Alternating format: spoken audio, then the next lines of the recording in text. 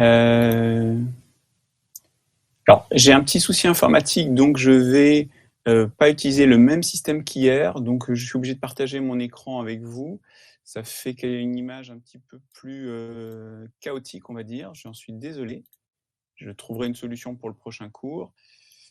En tout cas, voilà, vous pouvez quand même suivre ce que je vais faire, un petit peu comme hier. Alors, je suis désolé, voilà, ça va être moins confortable, un petit peu plus sur le bazar.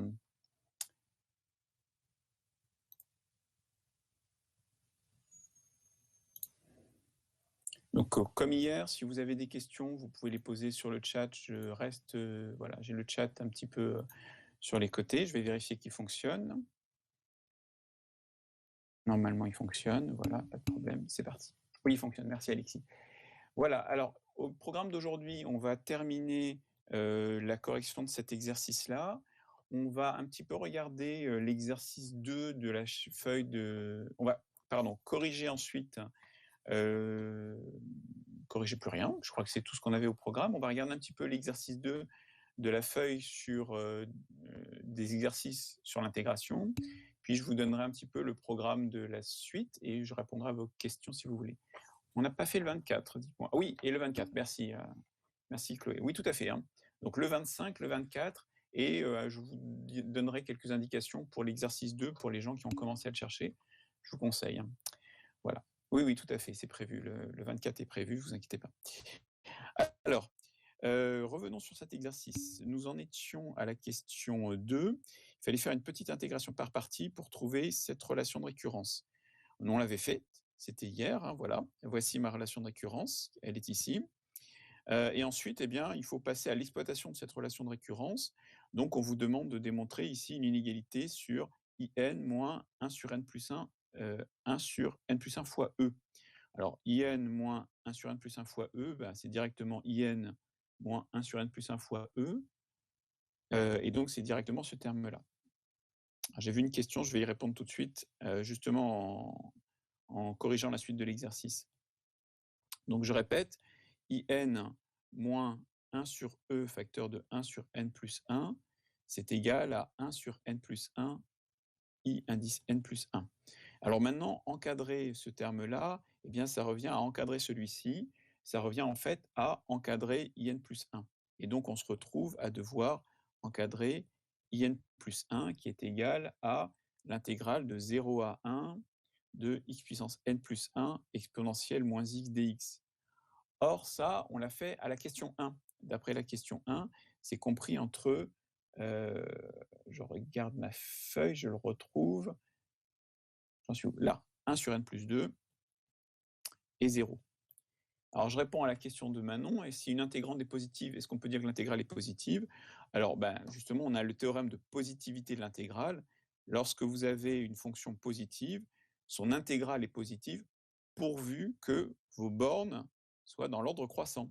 Hein, par exemple, vous avez ici exponentielle moins x est positive, donc l'intégrale de 0 à 1 est positive. Mais par contre, si par hasard, dans un calcul, vous vous retrouvez avec l'intégrale de 2 à 1 de exponentielle moins x dx, qui est égale en fait à l'intégrale moins l'intégrale de 1 à 2 de exponentielle moins x dx, eh bien ça c'est négatif, puisque cette intégrale ici est positive, et avec le signe moins, ça nous fait quelque chose de négatif. D'accord ?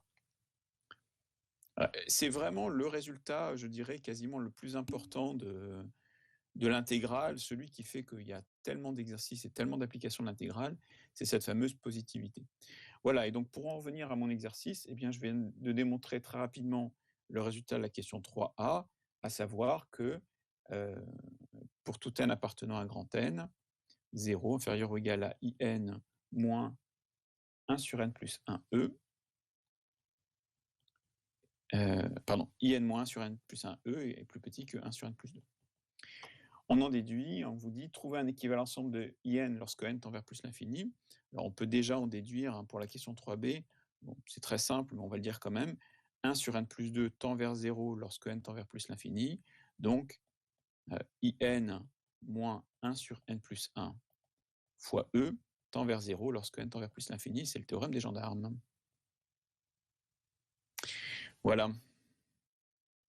Alors, Attention à la question qui suit. On vous dit trouver un équivalent simple de IN lorsque n tend vers plus l'infini. Alors, il faut le trouver. Puis une fois qu'on l'a trouvé, il faut démontrer qu'il est bon. Alors, est-ce qu'il y a des gens parmi vous qui ont une idée de l'équivalent de IN lorsque n tend vers plus l'infini? Vous pouvez répondre dans le chat ou prendre la parole si vous le souhaitez. Il faut deviner cet équivalent, c'est-à-dire une suite simple, peut-être 1 sur n, peut-être n, peut-être 2 puissance n, enfin non, pas 2 puissance n, puisqu'il faut une suite qui tend vers 0. Alors Alix vous propose 1 sur exponentielle n. Une autre idée, quelqu'un?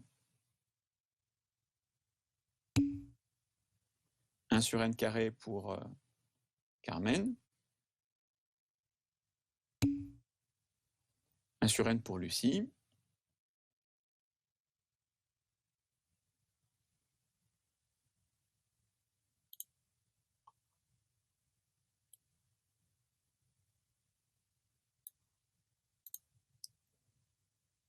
Bon, vous avez 3 choix. Attendez, je vais voir rapidement.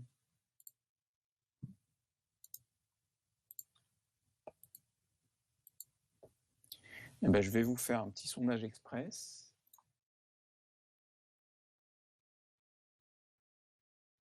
Vous allez choisir entre ces 3-là et on va essayer de voir. Vous choisissez. Normalement, c'est bon. Ah, bon, je ne maîtrise pas encore. Je maîtrise pas encore mes sondages.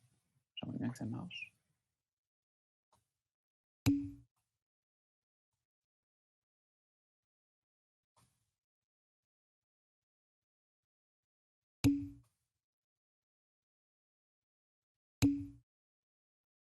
Voilà. Allez, je vous laisse répondre.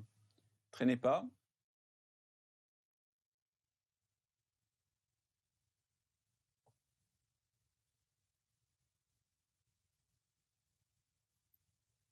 C'est la course. 1 sur n. Non, 1 sur n carré tient la corde.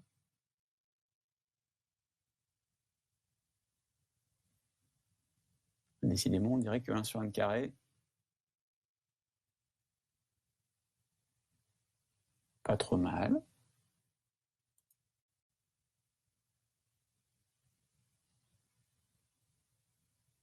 Bon. Allez, je ne vais pas attendre les 4 derniers. Donc, il semblerait que la classe vote pour 1 sur n carré. Bien. Alors, il n'y a pas vraiment, en quelque sorte, il n'y a pas vraiment de bonne ou mauvaise réponse à ce stade des opérations. L'important, c'est de faire un pari. Par exemple, vous pariez en quelque sorte que c'est 1 sur n carré. Alors, comment savoir si c'est 1 sur n carré? Eh bien, il n'y a pas 36 choix. On doit étudier n carré fois in et prouver que n carré fois in tend vers 1 lorsque n tend vers plus l'infini. Alors, n carré fois in n'est pas très difficile à étudier puisque nous avons ici un encadrement de in et donc on va pouvoir avoir facilement un encadrement de n carré fois in. Oui, nous avons un encadrement de in, je ne sais pas si vous avez remarqué, puisque avec cette inégalité, je peux dire que in est supérieur ou égal à 1 sur n plus 1 fois e, inférieur ou égal à 1 sur n plus 1 fois e, 1 fois 1 sur... pardon, excusez-moi. Hop, je me suis déconcentré parce que je viens de voir qu'il y avait une erreur, mais c'est pas grave, je vais la corriger. Fois 1 sur n plus 2. Oui, il y avait une petite erreur, excusez-moi. Oui, tout à fait, il y avait une erreur. Excusez-moi, c'est moi tout à l'heure, j'ai fait une faute. Regardez, ce terme-là, il vaut 1 sur n plus 1 fois in plus 1, et j'ai oublié, dans mon inégalité qui est ici, j'ai oublié de diviser par 1 sur n plus 1. Donc je le fais maintenant. Voilà, 1 sur n plus 1. C'était un petit oubli.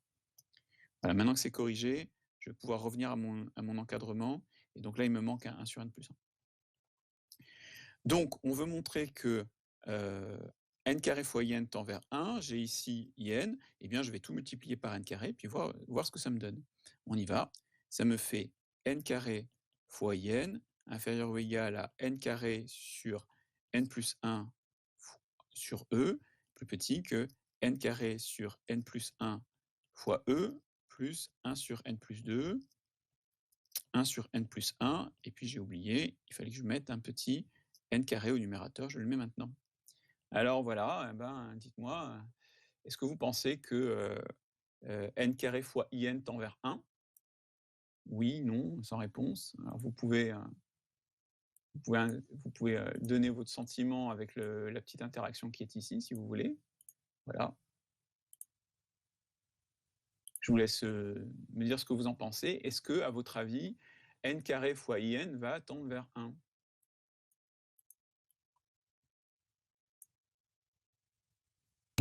Oui, non, oui, non. Normalement, ça ne marche pas? Alors, on recommence. Normalement, ici, là, vous avez mon statut et mes paramètres et vous pouvez choisir. Voilà, moi, par exemple, je vais vous demander d'aller plus vite. Alors, ma question est, pensez-vous que n carré fois in va tendre vers 1? Non, ça a l'air chaud, hein. Ça n'a pas l'air de vous plaire trop, enfin, pour les premiers qui répondent.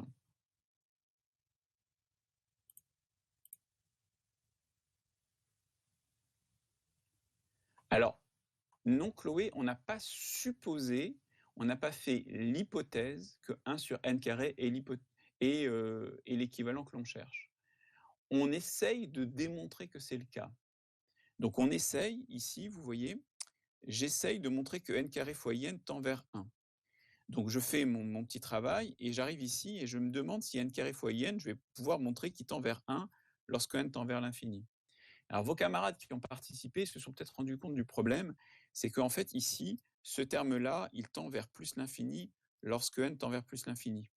Et donc en fait, on voulait montrer que n carré in tendait vers 1, et puis en faisant le calcul, on voit qu'on s'est complètement trompé. L'hypothèse de départ n'était pas la bonne. En fait, n carré fois in ne tend pas vers 1, n carré fois in va tendre vers plus l'infini.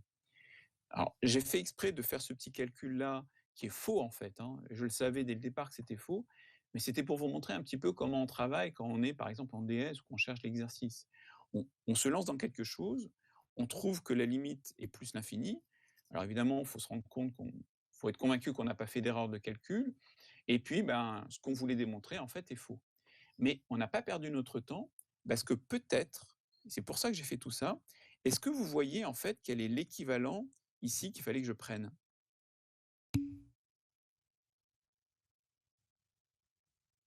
Alors, exactement. Ça, c'est plutôt ça. Mais Milan, votre argument n'est pas le bon. Ça vous donne une bonne intuition, vous avez entièrement raison, hein. On a in moins 1 sur n plus 1 e qui tend vers 0, donc on peut se demander si ce ne serait pas lui l'équivalent que l'on cherche. Attention, c'est pas parce que la différence tend vers 0 que ces deux termes sont équivalents, hein. Faites bien attention à ce détail-là. Mais ça nous donne une bonne intuition. Et effectivement, je vais reprendre mon calcul. Donc, faut bien comprendre que ça n'a pas marché, hein, tout ça, non, ça ne nous sert pas pour la suite. En fait, on va effectivement, excusez-moi, ça saute un peu, voilà. On va plutôt, montrons que n plus 1 fois e in tend vers 1 lorsque n tend vers plus l'infini, avec notre encadrement tout à l'heure, qui s'écrivait 1 sur n plus 1 fois e, inférieur ou égal à in, inférieur ou égal à 1 sur n plus 1 fois e, plus 1 sur n plus 1, 1 sur n plus 2. Je multiplie maintenant par n plus 1e, qui est bien positif, excusez-moi, voilà. 1 inférieur ou égal à n plus 1 e in, inférieur ou égal à 1 plus e sur n plus 2. Et maintenant, c'est réglé. Je peux voir que les deux termes ici, ce terme-là tend vers 1, ce terme-là, bien sûr, est égal à 1. Et donc, je peux en déduire que, donc, n plus 1 e in tend vers 1 lorsque n tend vers plus l'infini, c'est-à-dire que in est équivalent à 1 sur n plus 1 fois e.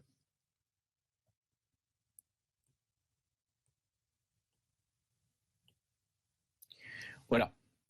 Alors, je suis désolé de vous avoir induit en erreur. Hein. Quand j'ai fait le sondage, je savais qu'aucune de vos réponses était bonne, mais je voulais vous montrer en fait que même si on n'est pas sûr de soi dans une réponse, ça ne nous empêche pas de nous lancer dans un calcul, parce que un calcul, il est aussi pour vérifier une idée qu'on a.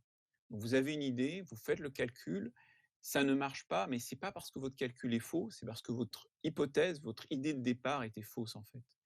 Et si vous êtes un peu observateur, eh bien, dans le calcul, vous pouvez vous dire, bon, là, ce qui ne va pas, ce qui n'allait pas, c'est que là, ce terme-là, j'avais multiplié par n carré, et donc l'ensemble tendait vers plus l'infini. Mais si ici, j'avais plutôt non pas multiplié par n carré, mais multiplié par n, par exemple, n plus 1e, eh bien, c'est bon, ce terme-là tendait vers 1. Voilà. Alors sinon, il y avait aussi une autre façon de voir les choses. Hein, c'était l'intuition de Milan, c'était de se dire, dans l'exercice, ici j'ai in, là j'ai 1 sur n plus 1e. Si on me demande s'il y a celui-là qui est dans l'exercice, c'est peut-être lui. Hein.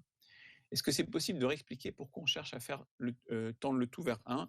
Oui, je peux pas vous dire grand-chose d'autre que ce que Milan a répondu.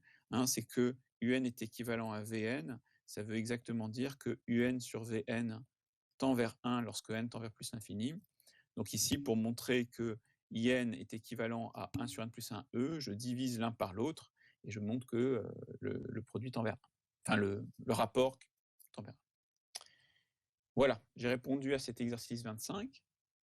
Alors si vous... oui, il y a quelqu'un qui pose une question, c'est ça ?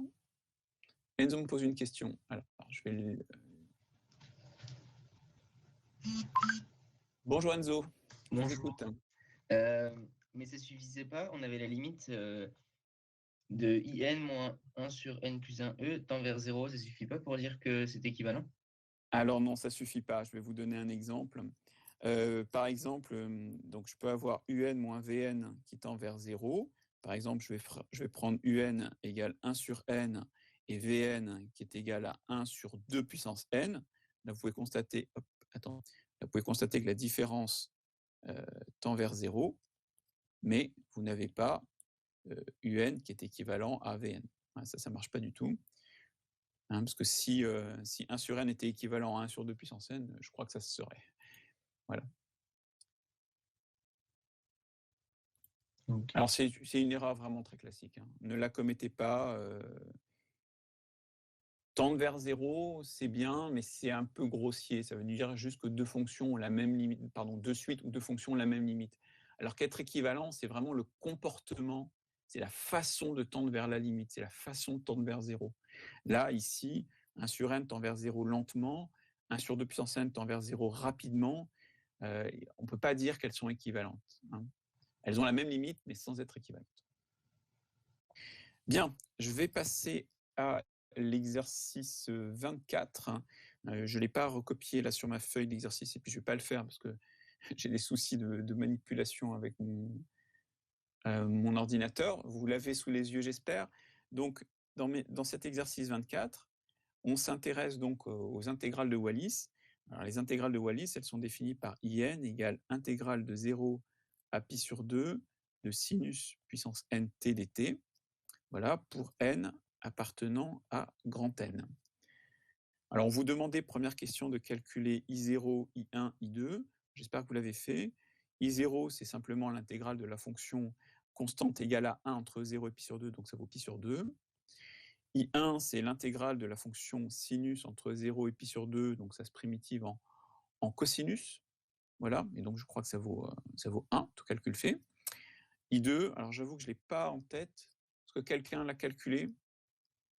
Je peux le faire sinon. Ah si, attendez, je crois que je l'avais fait hier sur Discord. Voilà, je l'ai ici, c'était pi sur 4. J'ai posté la réponse sur Discord hier. Oui, c'est ça, Manon. Vous regarderez. J'ai mis en photo le corrigé parce que quelqu'un m'avait posé la question. Alors, je ne le fais pas maintenant parce qu'en fait, je vais le refaire tout de suite dans le cas général. Montrer... Ah oui, d'abord je réponds à la question B. Alors, question suivante, on vous demande de montrer que IN est une suite décroissante et on vous demande à savoir si elle est convergente. Alors, j'ai déjà répondu un peu à cette question. Pi au carré sur 4 pour I0, aucune chance. I0, c'est l'intégrale de sinus puissance 0. Et sinus de t puissance 0, ça vaut 1. Donc vous êtes en train d'intégrer 1 entre 0 et pi sur 2. À mon avis, ça va pas. Alors, donc montrons que la suite IN est décroissante. Alors j'ai déjà répondu à cette question hier. C'est vraiment des questions vraiment faciles à faire. Hein. Vous prenez un entier petit n, vous calculez IN plus 1 moins IN, c'est-à-dire l'intégrale entre 0 et pi sur 2 de sinus puissance n plus 1t dt, moins l'intégrale de 0 à pi sur 2 de sinus puissance nt dt, voilà. Vous mettez tout sous la même intégrale. Je recopie ça.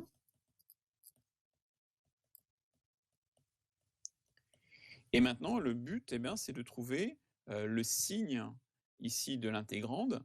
Si l'intégrande par bonheur est positive, comme les bornes sont dans le bon sens, l'intégrale sera positive. Si l'intégrande ici est négative, l'intégrale sera négative, tout simplement. D'accord ? Alors, il faut trouver le signe, et comme d'habitude, lorsqu'on cherche un signe, le plus simple, c'est de mettre en facteur pour utiliser ensuite la règle des signes. Ici, je peux mettre sinus puissance nt en facteur de sinus t moins 1 dt. Et là, c'est vraiment tout simple, c'est assez évident. Ce terme-là va être positif, ce terme-là va être négatif. Pourquoi ? Car, alors attendez, je vais le recopier juste en dessous. Voilà, car, quel que soit t appartenant à 0 pi sur 2, entre 0 et pi sur 2, sinus t a le bon goût d'être positif, et puis c'est un sinus, donc il est toujours plus petit que 1, c'est-à-dire que ici, sinus t moins 1 est toujours négatif. Et voilà, puisque sinus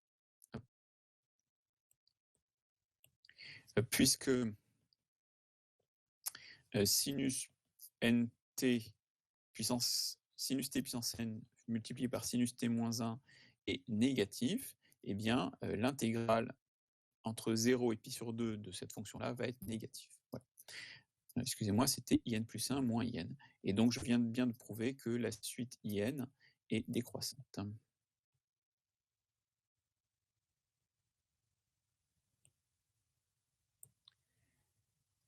On vous dit maintenant, est-elle convergente ? Alors, elle est décroissante, il faudrait qu'elle soit minorée.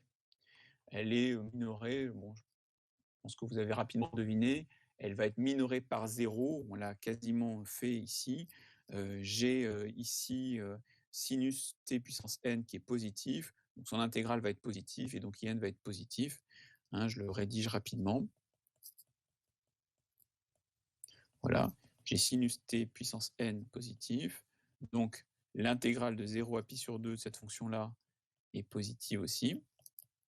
Voilà, et donc j'ai IN, hop. J'ai donc, j'ai donc IN qui est positive, et donc je vais en dire que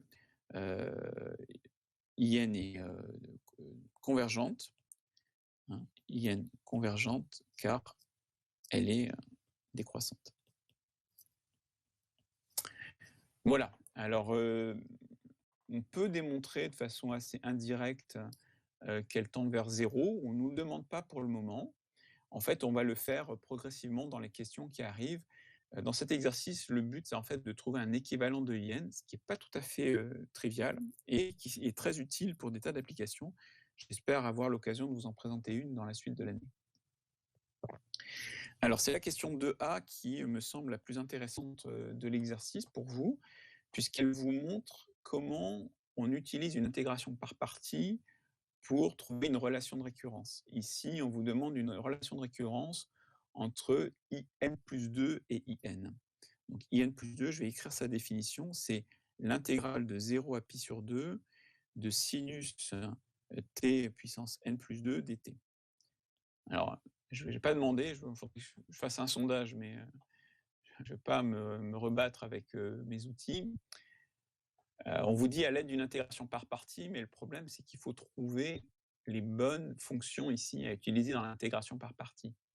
Et on peut dire que vous avez l'embarras du choix. Vous pourriez avoir pensé à faire 1 fois sinus puissance n plus 2t.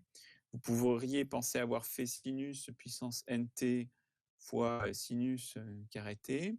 Et vous pouvez aussi avoir pensé, alors je ne sais pas s'il y en a beaucoup qui ont pensé, faire sinus puissance n plus 1t fois sinus t. Alors, il n'y a pas de... Toutes les intégrations par partie ici seraient intéressantes à faire, mais il n'y en a qu'une qui donne la relation de récurrence qu'on nous a demandé. Eh bien, figurez-vous que c'est la dernière. C'est celle-là qui va bien marcher. Voilà.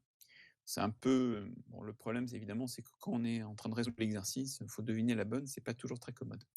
Alors, allons-y. Je vais donc dériver une de ces fonctions et intégrer une de ces fonctions. Alors, je ne vais pas intégrer sinus t puissance n plus 1, tout simplement parce qu'une primitive ici, elle serait vraiment pas facile à trouver. Celle-là, je vais donc vouloir la dériver. J'ai pas le choix. Hein. Je vais pas essayer de la... comment dirais-je ? Je vais pas du tout essayer... Alors, attendez, oui, c'est ça. Je me souviens plus l'ordre du cours, mais c'est pas très grave. Voilà. Celle-là, je vais pas du tout essayer de l'intégrer parce qu'une primitive serait vraiment casse-tête. Donc, c'est ici sinus t que je vais intégrer. Sinus t, ça s'intègre en moins cos t. Et sinus t puissance n plus 1, ça se dérive en n plus 1 cosinus t sinus t à la puissance n. Comme ça. Et voilà, je suis parti. Maintenant, je suis en ligne pour calculer, pour exprimer in plus 2. In plus 2 est égal à crochet des deux primitives, donc moins cos t sinus puissance n plus 1 t entre 0 et pi sur 2, moins l'intégrale de 0 à pi sur 2. Et maintenant, je vais prendre, j'ai oublié un petit prime ici, et maintenant, je vais prendre les deux nouvelles fonctions, là, ces deux-là, hein, u' de t fois v de t.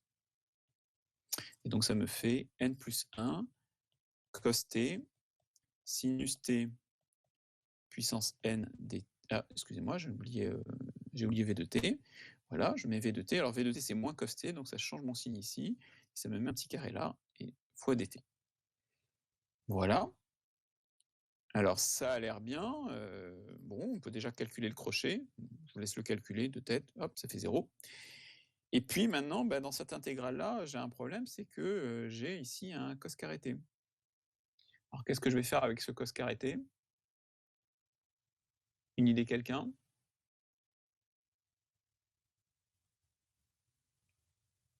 Je voudrais bien une IPP pour Carmen, une autre IPP pour Alexis, un moins sinus carré pour Morgane, et Alix pareil. Je fais un sondage où vous avez compris. Oui, hein. Je vois que vous êtes nombreux à proposer ça. Oui, bien sûr, le 1 moins sinus carré est franchement une bonne idée, puisque avec le 1 moins sinus carré, ce qui se passe, c'est que je vais avoir que du sinus. Et en plus, sinus carré, ça va bien s'entendre avec sinus t puissance n. Donc on peut penser que ça va donner une bonne réponse. Alors c'est la bonne idée. Intégrale de 0 à pi sur 2 de n plus 1, 1 moins sinus carré t, sinus t puissance n dt. Et regardez, c'est assez magique. Je vais couper, donc je sors le n plus 1. Je vais distribuer ici mon 1 moins sinus carré sur le sinus t puissance n. On y va. Donc ça va me faire sinus t à la puissance n moins sinus t à la puissance n plus 2.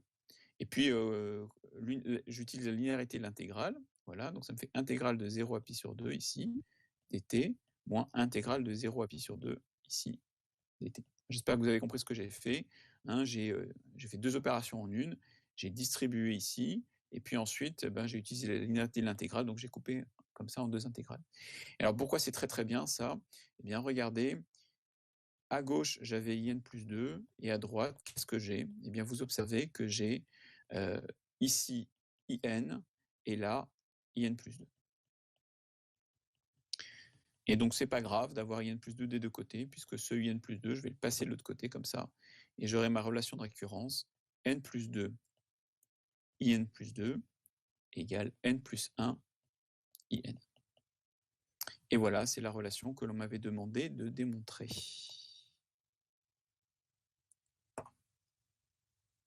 S'il y a des gens qui ont des questions, je vous laisse le temps de les poser.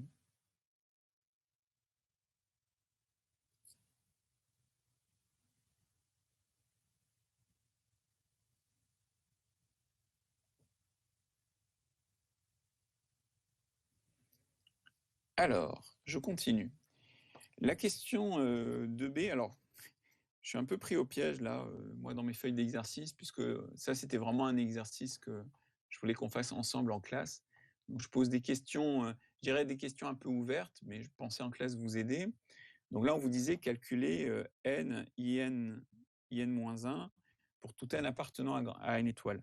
Alors, faut pas penser qu'il faut calculer le produit des intégrales. En fait, ce qu'il faut faire d'abord, c'est observer qu'est-ce que ça donne. Alors, c'est n appartenant à une étoile. Hein. Qu'est-ce que ça donne pour n égale 1? Puis ensuite, on peut faire pour n égale 2.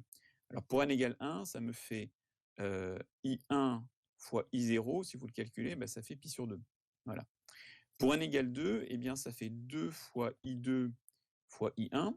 Donc, vous avez les valeurs sous les yeux. Ça fait 2 fois pi sur 4 fois I1 qui vaut 1. Tiens, ça fait encore pi sur 2.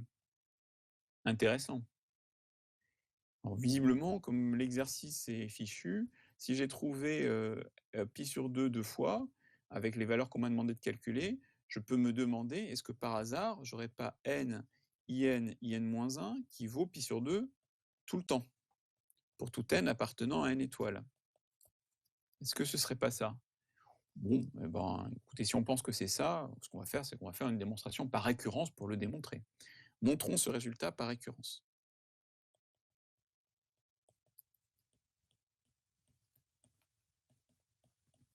Par récurrence, au rang n égale 1, c'est fait. Hein, j'ai bien n, in-1 qui est égal à i1, i0 qui est égal à pi sur 2. Voilà, ça c'est réglé. Au rang n, eh bien, au rang n, je cherche donc à exprimer au rang n plus 1. Alors, excusez-moi, c'est mal rédigé. Je rédige un petit peu mieux. Hein, supposons que n, in-1 est égal à pi sur 2, et calculons n plus 1, in plus 1 fois in. Alors, quand je dis calculer, surtout pas avec les intégrales, c'est vraiment pas le but. Je vais plutôt utiliser, ma relation de récurrence de la question 2a. D'après la question 2a, alors d'après 2a, qu'est-ce que j'avais? J'avais n plus 2 in plus 2 qui est égal à n plus 1 in. Alors, ici, ah bah oui, non, ça colle pas, c'est pas bien, parce que ici j'ai in plus 1 et là j'ai in plus 2. Eh ben, j'espère que vous commencez à avoir l'habitude.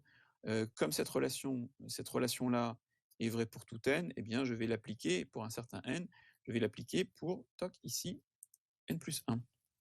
Là, c'est pareil, n plus 1. Donc, j'ai remplacé n plus 2 par n plus 1, donc je remplace n par n moins 1. D'accord? Et donc, ça me fait n plus 1, in plus 1, qui est égal à n, in moins 1. Voilà. N plus 1, n plus 1, in plus 1, bah, comme par hasard, il est là.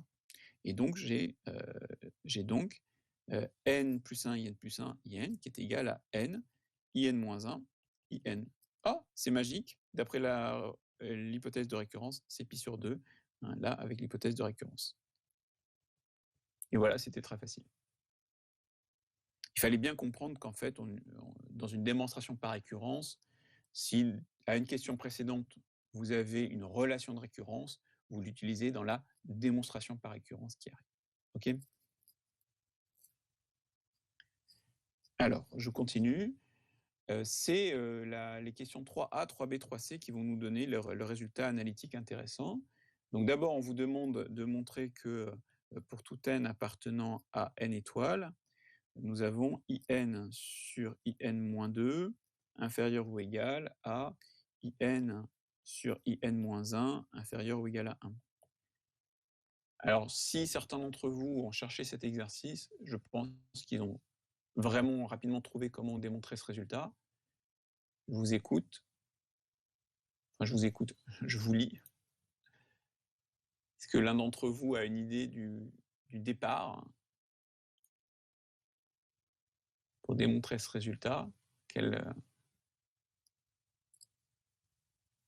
question je vais utiliser? Laquelle des questions précédentes? Non, personne ne voit? Je vous assure que c'est pas dur. Hein.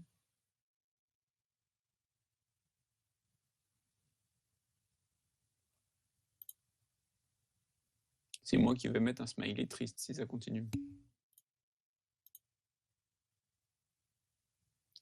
On divise par IN. Vous voulez diviser ce résultat-là par IN, c'est ça?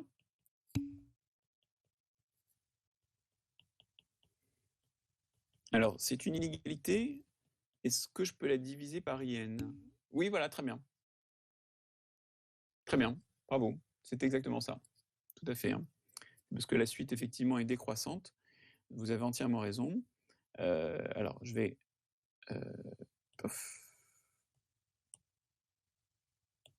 Effectivement, hein, avec la question 1b, je sais que donc, la suite est décroissante. Donc, IN est plus petit que IN-1, qui lui-même est plus petit que IN-2. Tout le monde était positif. Et donc, l'idée, c'est de passer à l'inverse. Donc, ça va me faire 1 sur IN-2 inférieur ou égal à 1 sur IN-1 inférieur ou égal à 1 sur IN. Voilà. Et donc, j'utilise la fonction qui a x associé 1 sur x décroissante sur R plus étoile. Voilà. Et puis ensuite, je multiplie par IN qui est positif. Et donc, ça me donne le résultat IN sur IN-2 inférieur ou égal à IN sur IN-1 inférieur ou égal à 0. Voilà, très bien. Alors, il y a un détail qu'il faudrait quand même regarder. Ici, vous voyez, j'ai IN qui est supérieur ou égal à 0. Et en fait, ce n'est pas supérieur ou égal à 0 qu'il faudrait, c'est ici, il faudrait que j'ai strictement positif. Hop, désolé pour la suppression violente. Voilà, c'est ça qu'il faudrait. Alors, il faut, remarque, IN est différent de 0. En effet, si IN, qui est l'intégrale de 0 à pi sur 2 de sinus puissance nt dt est égal à 0, eh bien, ça voudrait dire que l'intégrale de cette fonction positive est nulle. D'après un théorème du cours, ça veut dire que la fonction elle-même serait nulle. En effet, donc je continue. Si IN vaut 0, puisque sinus t à la puissance n est positive, d'après un résultat du cours, d'après le cours, on devrait avoir que pour tout t entre 0 et pi sur 2, sinus t à la puissance n est égal à 0. Et ça, bien sûr, c'est faux. Bon, c'est un petit point de détail, mais je vous laisserai le réviser, tout ça. Si vous comprenez mon raisonnement, vous avez compris un des théorèmes du cours, qu'on a pour l'instant peu utilisé. Juste avant la remarque, c'est inférieur ou égal à 1. Oui, bien sûr, merci. Ici.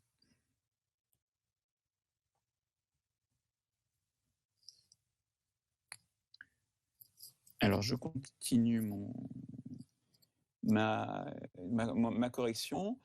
Montrer que... Alors voilà, maintenant, c'est pas très, très difficile. On va plutôt dérouler. Montrer que IN sur IN-1 égale, la limite de IN sur IN-1 est égale à 1, eh bien, je vais utiliser le résultat que je viens de démontrer.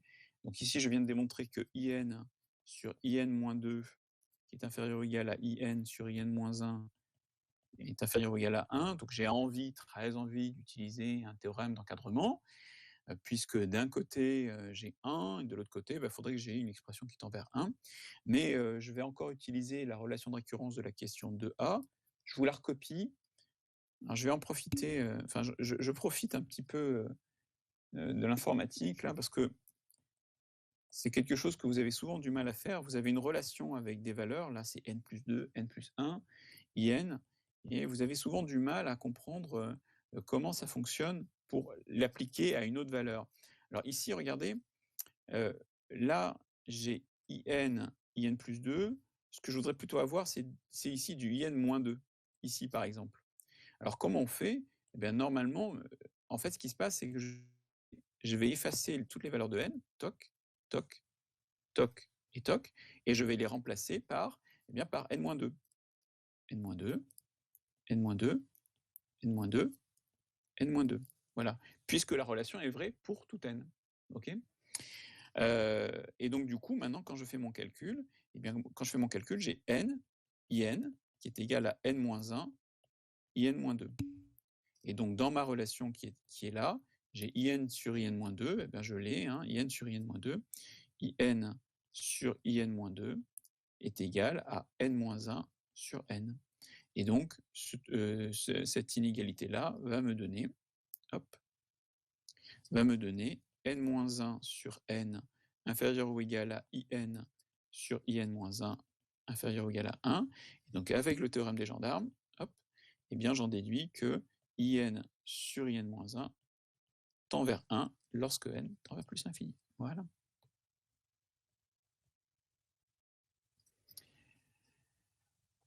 Alors, Marie-Lou demande pourquoi in doit être différent de 0, sinon la fonction intégrande est nulle. Alors, pourquoi in doit être différent de 0?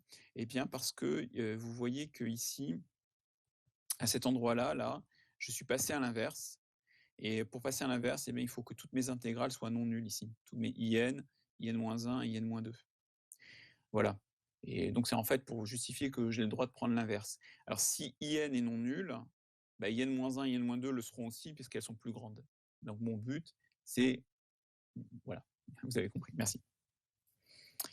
Voilà, je vous remets un petit peu ce morceau-là. D'autres questions?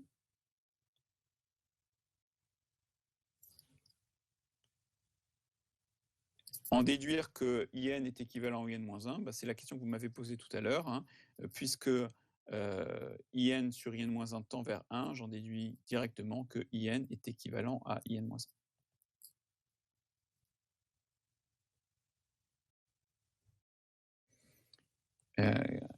Question suivante. Utilisez le résultat de la question 2b pour en déduire un équivalent de la suite in. Alors, le résultat de la question 2b, qu'est-ce que c'était? Le résultat de la question 2b, c'était le fait que pour tout n appartenant à n étoiles, n in-1 est égal à pi sur 2. Alors maintenant, ce que je vais faire, c'est que je vais donc utiliser un équivalent, là, n in-1.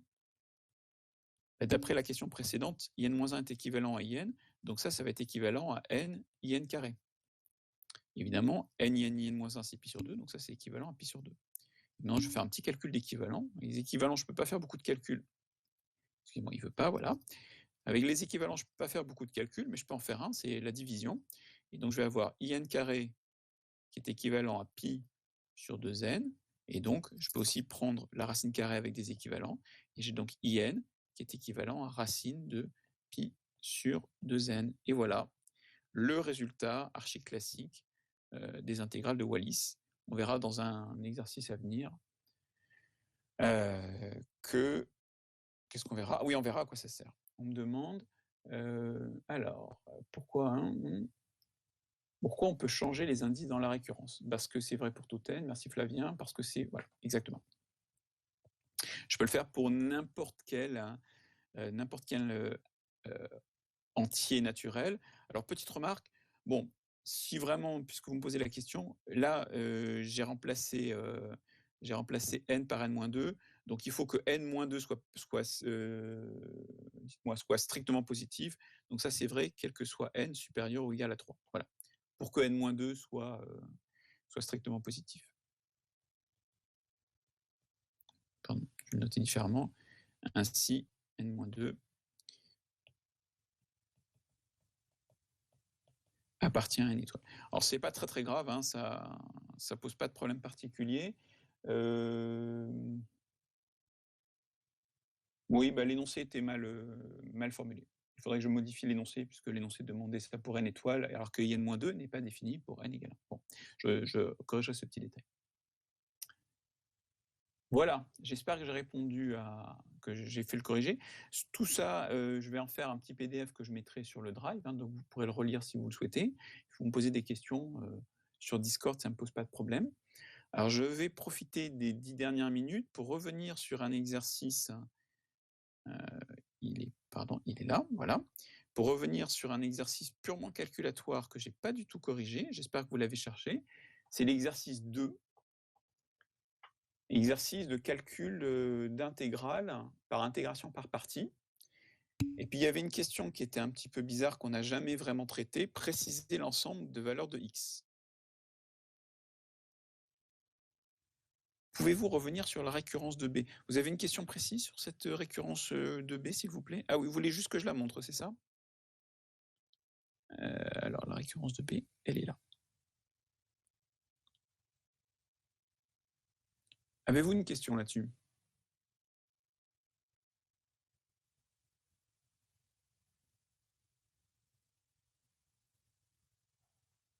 Bon, j'avance parce que le temps file, même si on a tout notre temps. Est-ce que vous pouvez remettre la fin de la question de 3C? La fin de la question 3C, voilà.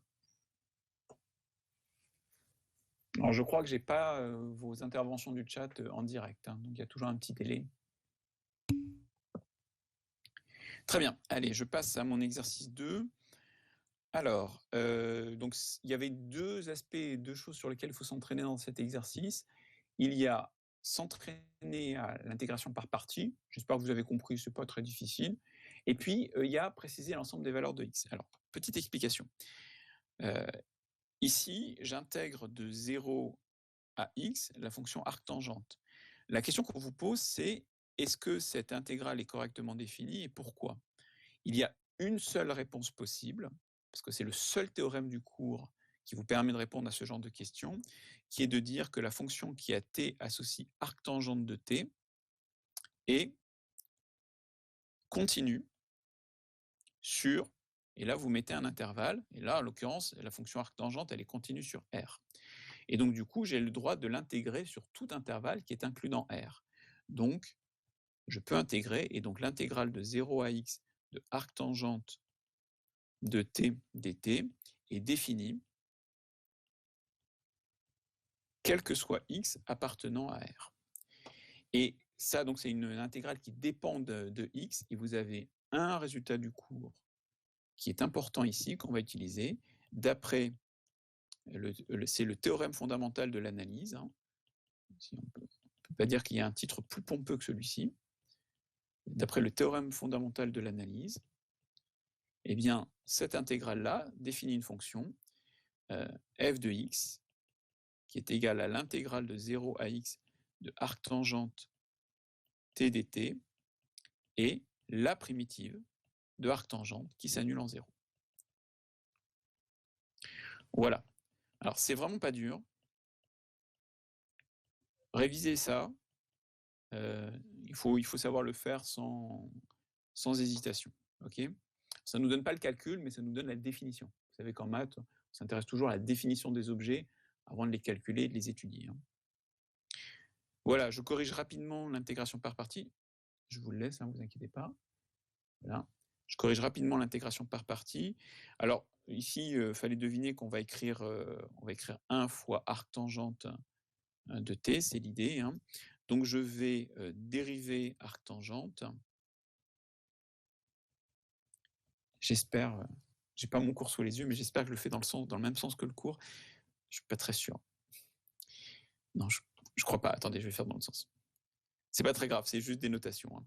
Donc, je vais écrire une primitive de 1. Voilà. Et je vais dériver arctangente. Donc, pourquoi je dérive arctangente? Eh ben, parce qu'on aime bien dériver arctangente. Hein, elle est toute simple, 1 sur 1 plus t2. Et donc, du coup, pourquoi c'est intéressant ici? Hop, Eh bien, parce que l'intégrale de 0 à x de arctangente de t, ça va me donner le crochet des deux primitives, t fois arctangente de t entre 0 et x, moins l'intégrale qui est le produit des deux nouvelles fonctions que j'ai introduites ici et là.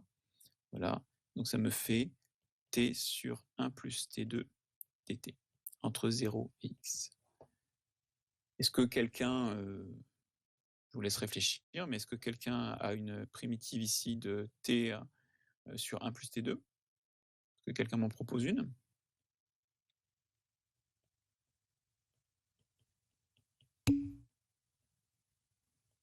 Alors, des idées? Log de 1 plus t2. Pas mal. Pas loin. Petite erreur.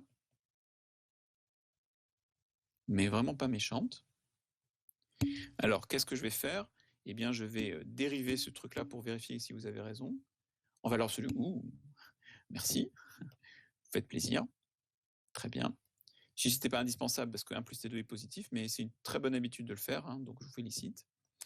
Alors, pour savoir si c'est bon, voilà, bravo Clarisse, hein, il y a un facteur 1,5. Si je dérive log de 1 plus t2 par rapport à t, eh bien, je vais trouver la dérivée de 1 plus t2, c'est 2t divisé par 1 plus t2. Et donc, en fait, il manque un facteur 1,5. Donc là, il faut que je mette un petit 1,5, là, un petit 1,5, et donc ici, un petit 1,5. Voilà. D'accord. Il n'y a pas de moins, hein, par contre. Pas de raison. Et je termine. Mais il ne veut pas. Voilà. Je termine mon petit calcul. Ça me fait f de x qui est égal à x arctangente de x moins 1,5 de log. J'enlève les valeurs absolues, je mets des parenthèses puisque la fonction est positive. Log d'un plus x2. Attention, il y a une constante ici, mais là, la constante, elle vaut 0. C'est pour ça que je l'ai pas écrit.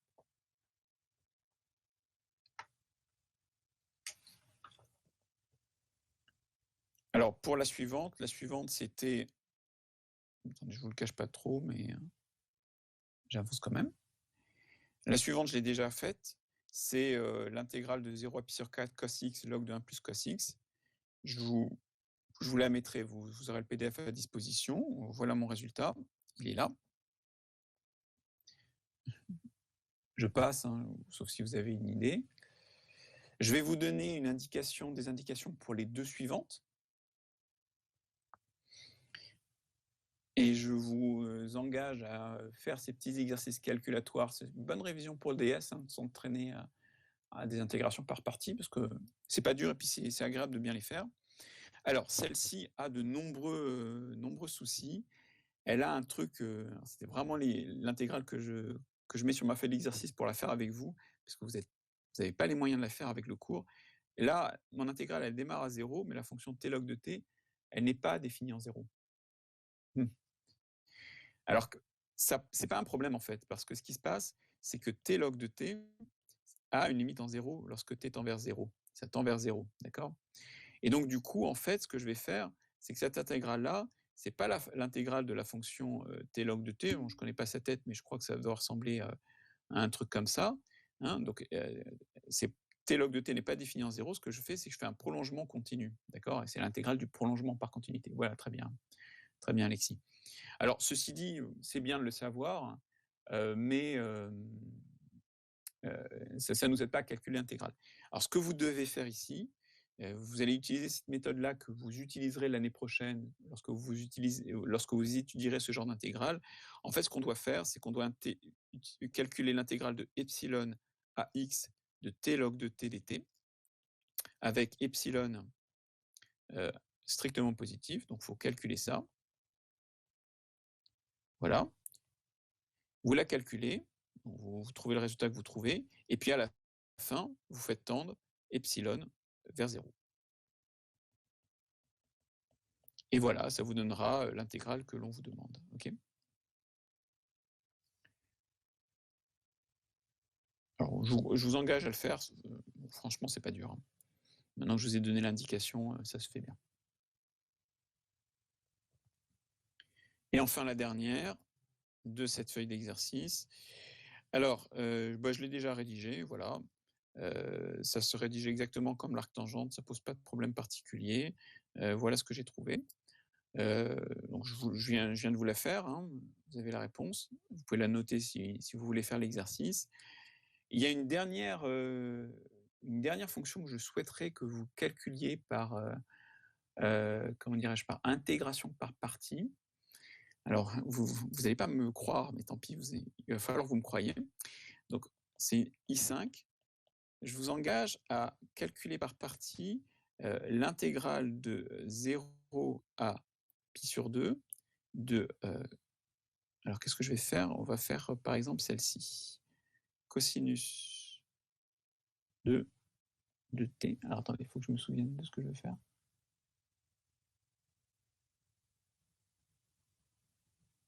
C'est ça. J'ai déjà perdu la mémoire. Voilà.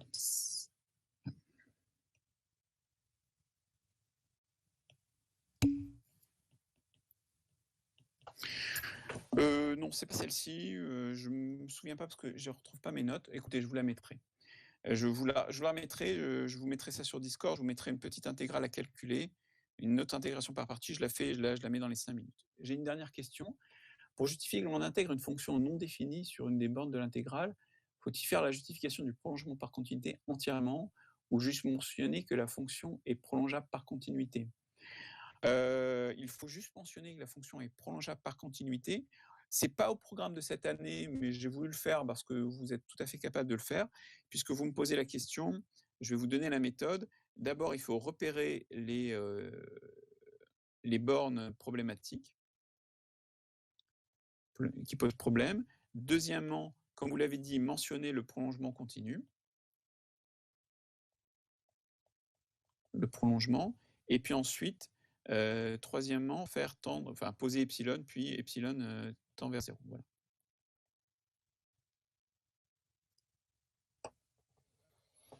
Alors voilà. Alors, je voudrais pour la suite des opérations, pouvez-vous réfléchir à la fin de la question 1, bien sûr. Je réfléchis ça et pendant que je fais des remarques sur la suite des opérations.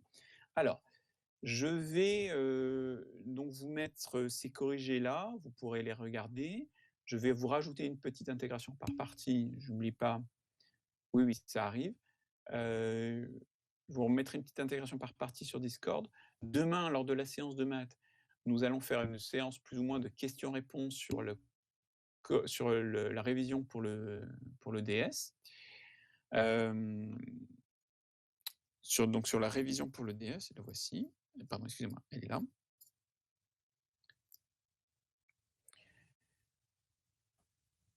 Le résultat de la troisième fonction, j'ai pas mis de résultat pour la troisième fonction, donc vous avez dû vous tromper, hein, Milan. Donc je reprends.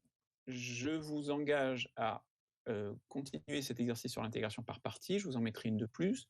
Demain, nous corrigeons révision pour le DS. Donc je ferai des remarques sur les exercices et je répondrai à vos questions.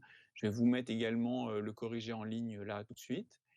Pour vendredi, on va continuer le cours sur l'intégrale.